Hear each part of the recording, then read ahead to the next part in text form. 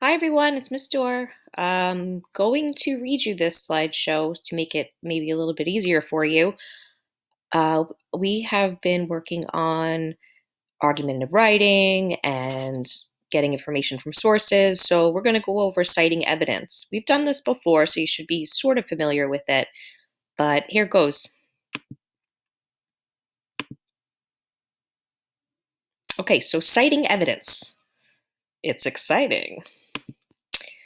So after this, you will be able to cite strong and thorough textual evidence to support analysis of what the text says explicitly, as well as inferences drawn from the text.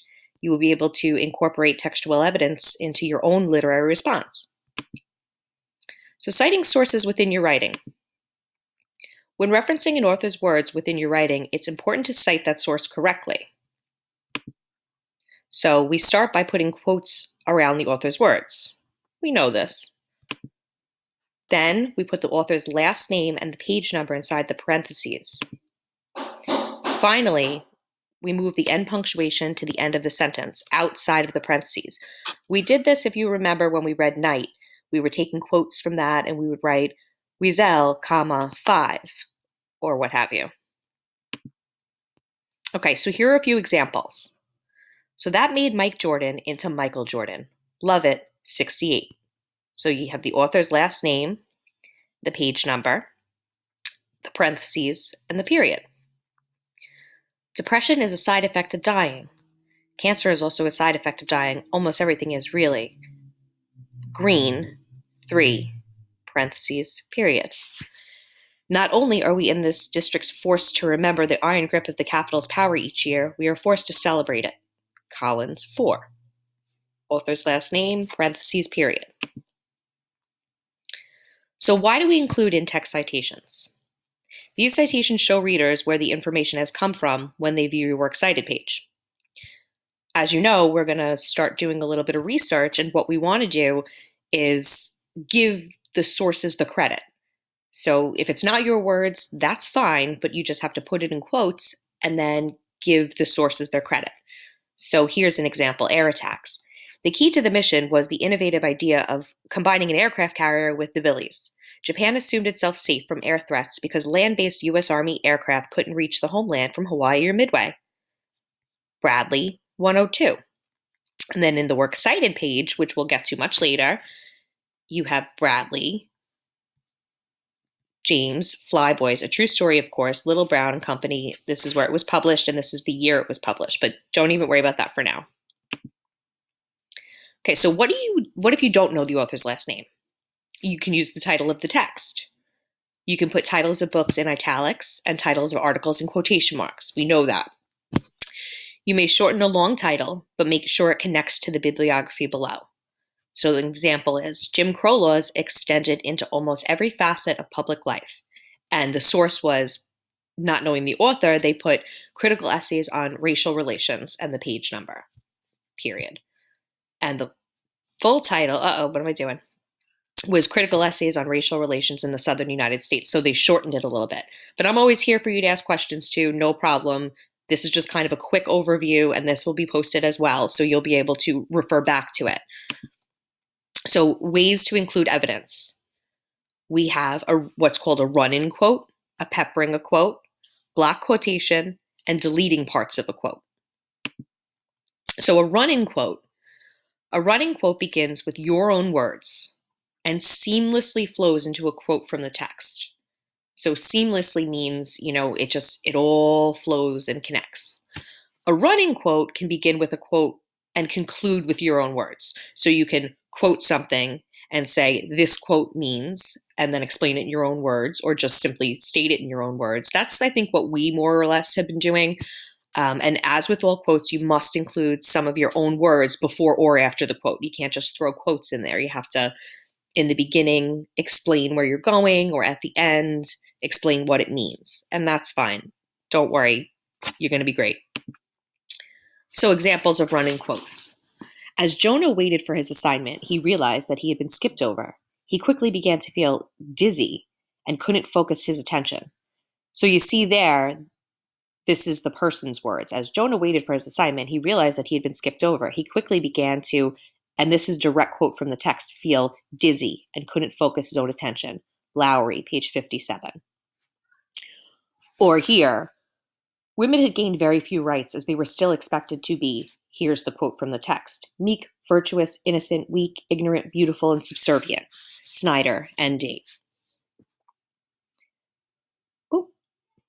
The modern chemicals within the shelves lurked their strange synthetic perfumes. Eliot, 2522.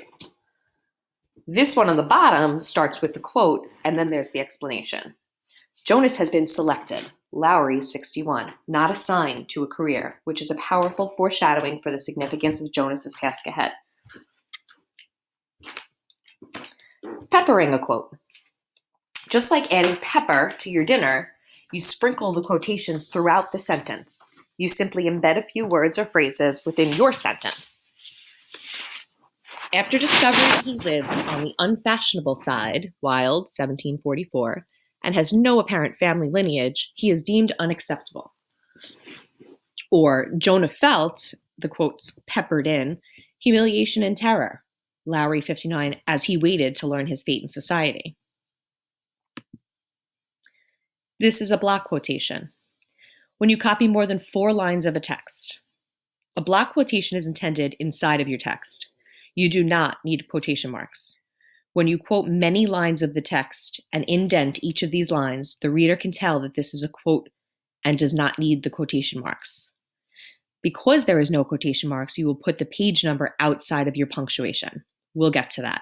That's just if you want several lines of quotation, which is totally fine, especially when you're doing research. I'll show you an example of that when we get to that.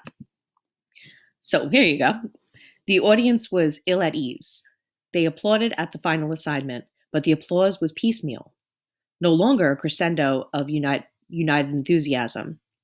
There were murmurs of confusion. Jonas moved his hands together, clapping, but it was an automatic, meaningless gesture that he wasn't even aware of. Lowry, 59. So you see, it's indented here. They're all lined up. The period is here rather than here. When you take this sentence and thoughts and reword this into your own words, you have just paraphrased. We've done that. We've worked on that a lot. When you paraphrase closely to the author's thoughts or original message, you must cite the source.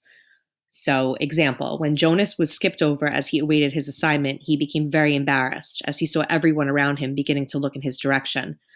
So they quoted they cited the author. I'm not sure if you guys are familiar with this text, but it's The Giver by Lois Lowry. Some of you may have read it. Great book. What if you don't want the entire citation? So if the quote you wish to include in your response is long or parts of the sentence are unnecessary to your point, you can delete parts of the author's words with ellipses, which are ... Kareem was a people smuggler, ... And then you continue with another part of the quote. Driving people out of Shorawi occupied Kabul to the relative safety of Pakistan. The original quote was, Kareem was a people smuggler. It was a pretty lucrative business then. Driving people out of Shorawi occupied Kabul to the relative safety of Pakistan. So they kind of just shortened the quote by putting ... That's called an ellipse. Say no to lonely quotes. Lonely quotes are sad quotes that have been left all alone. Don't leave that quote all by itself. Include your own words before and or after that sad quote. So, but in fact, depression is not a side effect of cancer. Depression is a side effect of dying. Green 1. Do you see that sad, lonely quote? Why has the author left it all alone? We have no idea what it means because nobody explained it to us. What if the source has 2 or more authors? That can get tricky. Example, Jim Crow laws extended into almost every facet of public life. Smith, Brown, and Williams, and the page number, and note that there's no punctuation there. 4 or more authors. Jim Crow laws extended into almost every facet of public life. One last name, et al., period, page 1. This seems like a lot of information, but don't worry about it. We're going at a snail's pace. It's all good. So citing dialogue, we know how to do that. Let's talk about it. Citing dialogue is as easy as citing any other piece of text. So your steps to success are simply replace any quotation marks inside of your quote with the apostrophe mark. Then add your quotation marks around the entire piece of text that you cited. Example, "It's almost 10, she said. Sleep fights cancer, I said. I was up late reading." Within John Green's story, these purple apostrophe marks were quotations. So you have your quotation marks out here and out here, but dialogue, which is when somebody's speaking in the text, you just have the apostrophe marks. Citing poetry. Yes, there is a special way to cite poetry. We don't really have to worry about that unless somebody is taking information from a poem down the line, but that's unlikely, but just in case. So it's a little different. So you copy the lines of the poetry into your paragraph as if they flow together like a sentence. You place the slash mark between each line of poetry, and you add your in-text citation. Shakespeare, lines 1 through 3. Like, that's like if we didn't read, unfortunately, Macbeth, but we will.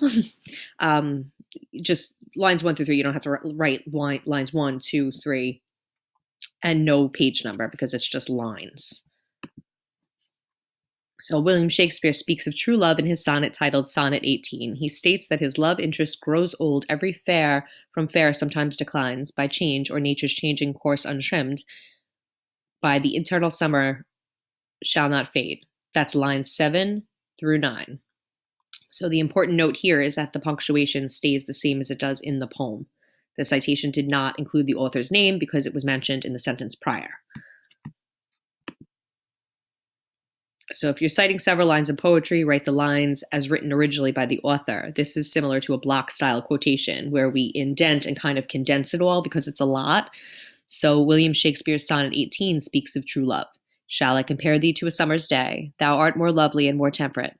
Rough winds do shake the darling buds of May, and summer's lease hath all too short a date." Lines 1 through 4.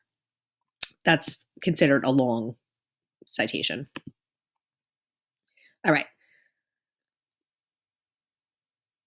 Obviously, you can't turn and talk with your nearest neighbor right now, but text evidence, quick discussion. Why don't we use lonely quotes? We don't use lonely quotes because they need some sort of an explanation. And how do we fix the problem of a lonely quote? We give some sort of an explanation, either before or after.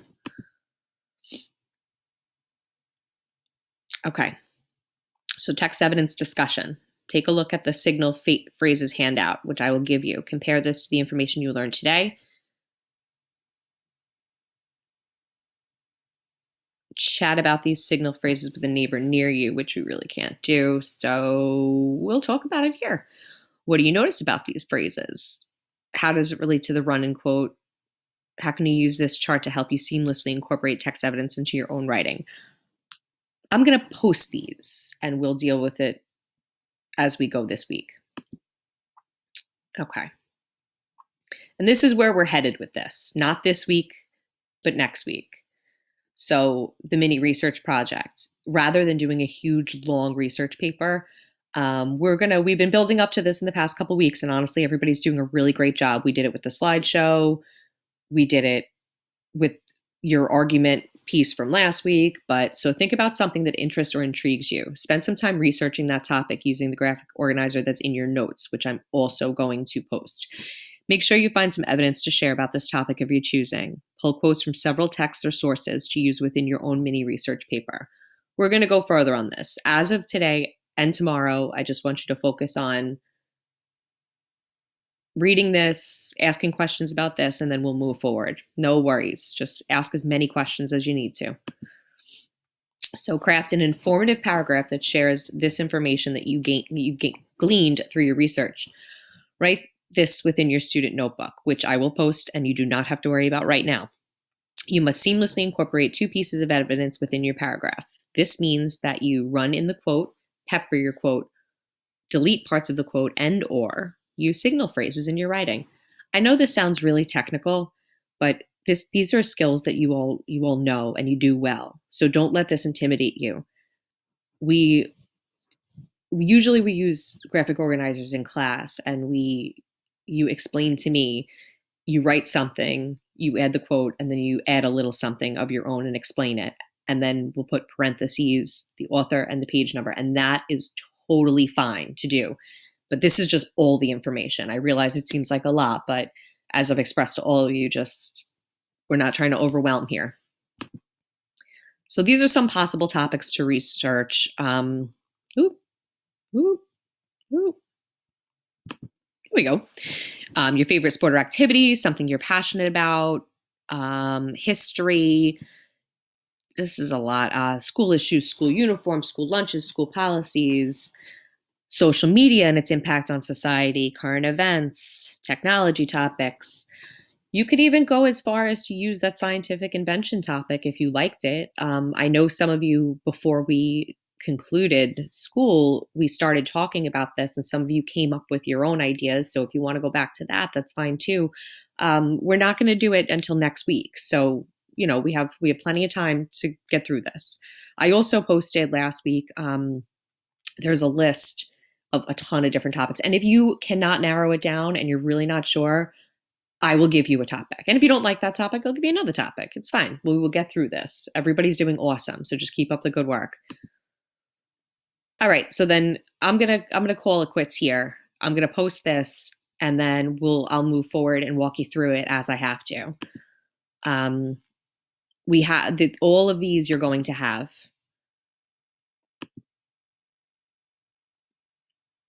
We're going to go through this next week, so don't worry about this.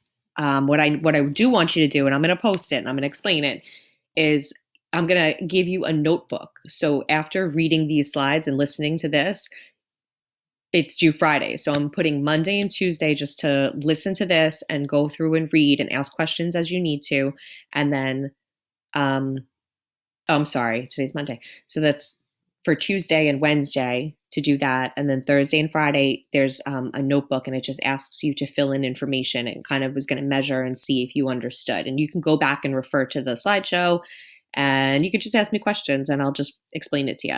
And that's that. And then we will move forward on Monday. So just keep in touch and ask questions. And I want to be able to clarify anything. You can use there's a private message feature on the Google Classroom.